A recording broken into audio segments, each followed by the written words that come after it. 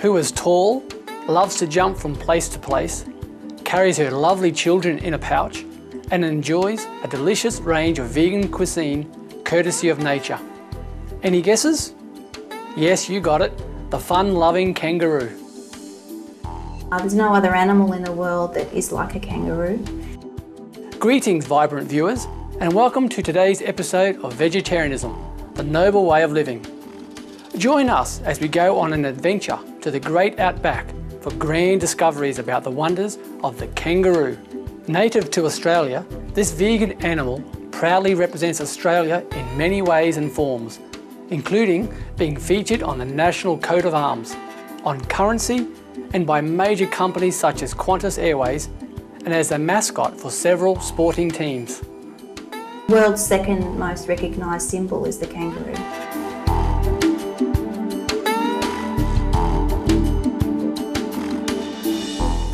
Kangaroos belong to the macropod family. Macropod means great-footed. Also included in this great-footed family are wallabies, pademelons, tree kangaroos, and wallaroos. Kangaroos can be found in all parts of Australia, as well as in certain parts of Papua New Guinea. The kangaroo ladies are called does, and the gentlemen are called bucks. Highly adaptable, they inhabit both hot and cold climates across the continent. They can be found cruising on the beaches, lounging in the tropical rainforests, and hopping in the desert. Miss Nikki Sutterby from the Australian Society for Kangaroos tells us more about the different species of kangaroos.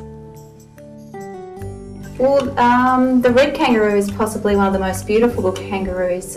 They come in the grey and red colour, and they're found more in the arid lands of sort of central New South Wales and central Queensland. And then we've got the eastern kangaroos, which live more on the east coast of Australia and the southern areas of Australia, and they require quite dense woodlands to survive. And then you've got the wallaroos and euros. They're found mainly in sort of tropical areas and along creek lines and river systems. And the western greys, they're found in New South Wales and South Australia, and they're quite similar to the eastern greys, and they require quite dense woodlands and forests to survive as well. The largest of the kangaroos is the red kangaroo. In fact, they are the largest mammal in Australia and the largest marsupial in the world. As their name suggests, red kangaroos have a reddish coloured fur, varying between a pale red to a brownish shade of red. The male can grow up to 2 metres tall, weighing up to 90 kilograms, while the ladies strut a more petite stature at around 30 kilograms. But don't underestimate the lady kangaroo because of her smaller size. This is in no way a disadvantage. In fact, being lighter enables her to move considerably faster than their male friends. The one thing all kangaroos have in common, however, is their powerful hind legs and long feet. Kangaroos are famous for the way they hippity-hop from here to there. In fact, they are the only large mammal who can hop. They use their mighty tail to balance their body while they are hopping around. They can jump an amazing 8 metres in a single bound. They are also incredibly fast movers. The grey kangaroo is able to reach speeds of over 56 kilometres per hour. These phenomenal physical feats are all powered by a pure plant-based diet. The kangaroos indeed demonstrate the tremendous health benefits of a vegan diet. What great teachers they are for humankind. Kangaroos are herbivorous and thrive simply on a raw vegan diet. Being nocturnal animals, they will usually eat during the afternoon or at night. They dine on a variety of grasses and the leaves of native shrubs. A fascinating fact about kangaroos is that they are able to live without water for a very long time, often for months at a time, as the plants they eat provide enough water to keep them hydrated. If they are ever in need of water to drink, red kangaroos have been known to dig their own wells to source water from underneath the ground. Such an intelligent and self-sufficient animal.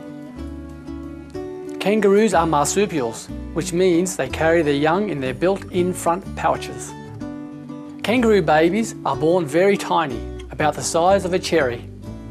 After birth, they crawl up into mummy's pouch and will continue to grow there, in the safety and warmth of mum's embrace and loving care. In the pouch, they will be nourished by mummy's milk until they grow big and strong. Baby kangaroos are called joeys. Grey kangaroo joeys will stay in the pouch until they are about a year old, while red kangaroo joeys will usually hop on out after 8 months to explore the beauty and wonders of the Australian landscape. Kangaroos have a social life not unlike humans, with strong mother and joey ties, companions, relatives and the like. Kangaroos are highly social mammals that typically congregate in groups known as mobs, which vary in size from 10 to 100 or more members.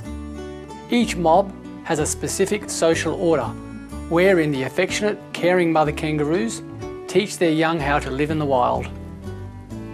Kangaroos have very strong family bonds in their mob. They have very close relationships with their joeys. They're reliant on their mother, the joey, until they're about 18 months of age. They will feed from her, particularly in the eastern greys. And the daughters, the female joeys, will stay with their mother for the rest of their life. And the big males are also a very important part of the hierarchy and social structure. They not only protect the female from the advances of younger males, they also teach the young joeys and have a lot of interaction with the young joeys, teaching them the rules of the group and survival skills. And the female kangaroos teach the young joeys also the rules of the mob and how to look after their young and survive. So there's some very strong bonds within kangaroos.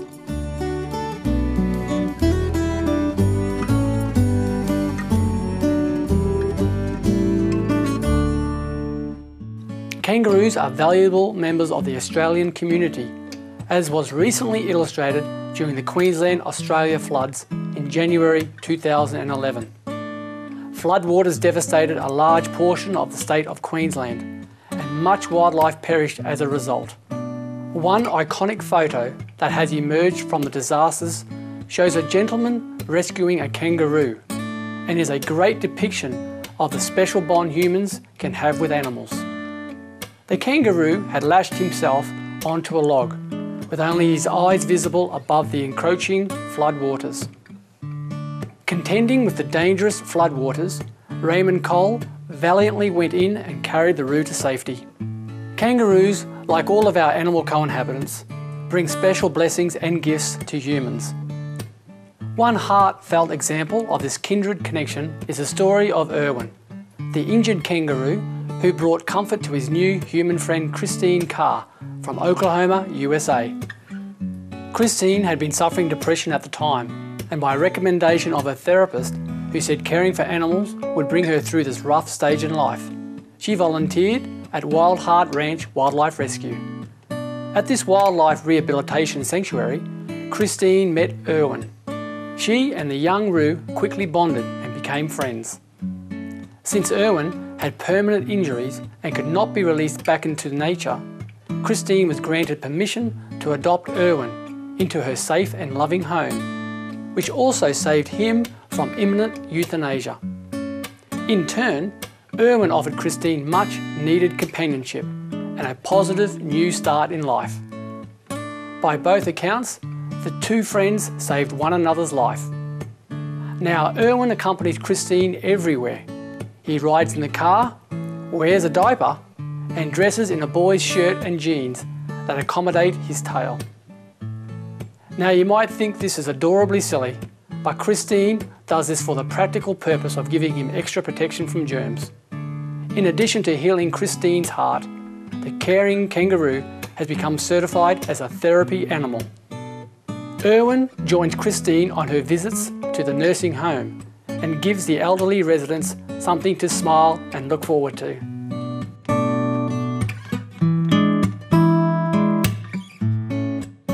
people that raise kangaroos, they will tell you that they're extremely intelligent animals and extremely sensitive, and they suffer a lot of grief when their family members are killed or when they're stressed.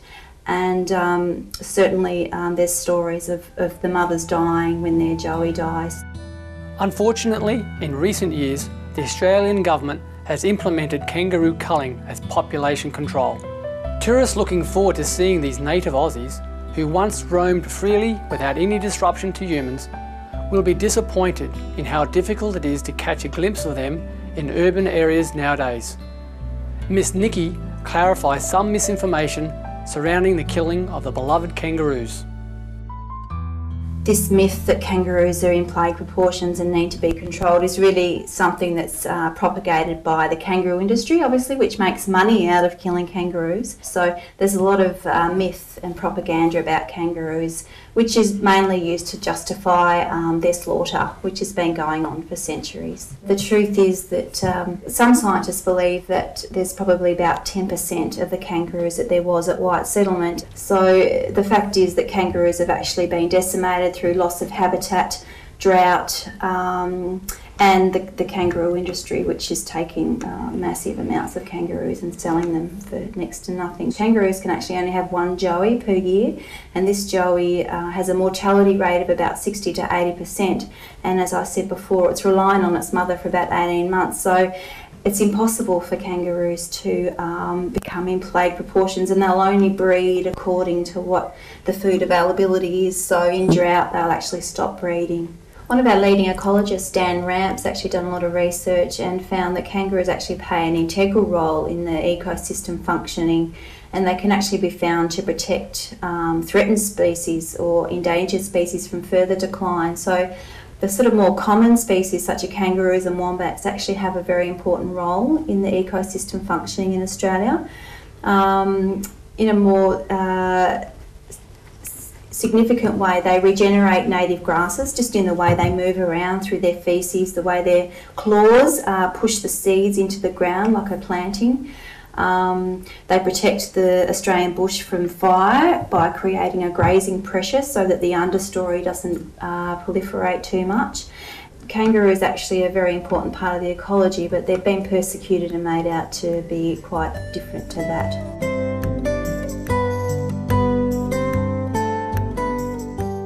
In a gathering with our association members in August 2007, Supreme Master Ching Hai spoke about the role of animals as our benefactors.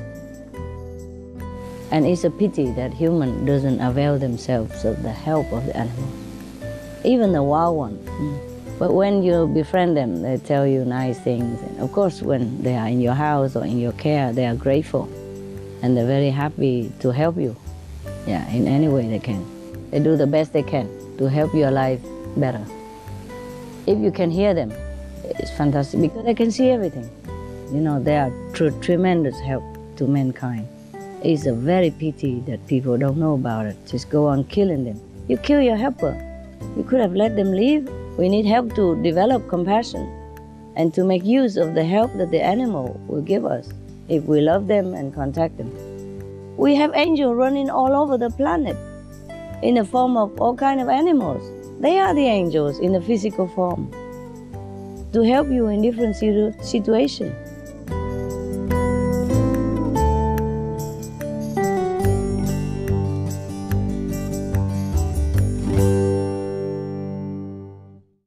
Thank you, respectful viewers, for joining our program today on vegetarianism, the noble way of living. Coming up next is Between Master and Disciples on Supreme Master Television. May we discover and fully cherish the blessings that our precious animal co-inhabitants give to us.